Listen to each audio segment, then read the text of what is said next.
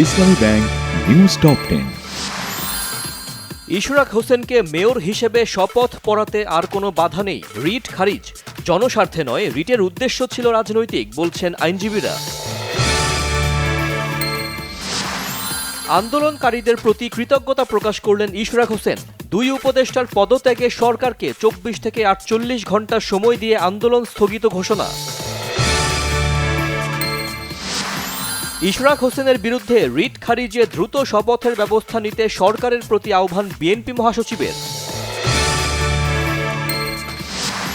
দুর্নীতি দমন কমিশনের মামলায় সাজার বিরুদ্ধে তারেক রহমানের স্ত্রী ডাক্তার জুবাইদা রহমানের আপিল শুনানি শুরু।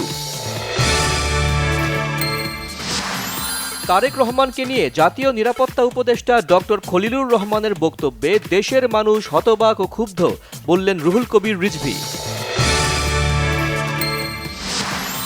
সাম্য হত্যার প্রতিবাদে রাজধানীর শাহবাগ থেকে ইন্টারকন্টিনেন্টাল হোটেলের সামনের সড়ক অবরোধ করে ছাত্রদলের বিক্ষোভ।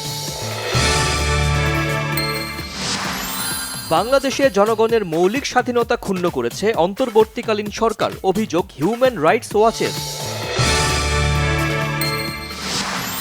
শিক্ষক ছাত্রদের আন্দোলনের মুখে নিয়োগের 22 দিনের মাথায় কুয়েট ভিসি হযরত আলীর পদত্যাগ। যুক্তরাষ্ট্রের ওয়াশিংটনে বন্দুকধারীদের হামলায় ইসরায়েলি দূতাবাসের 2 কর্মী নিহত, সন্দেহভাজন একজন আটক।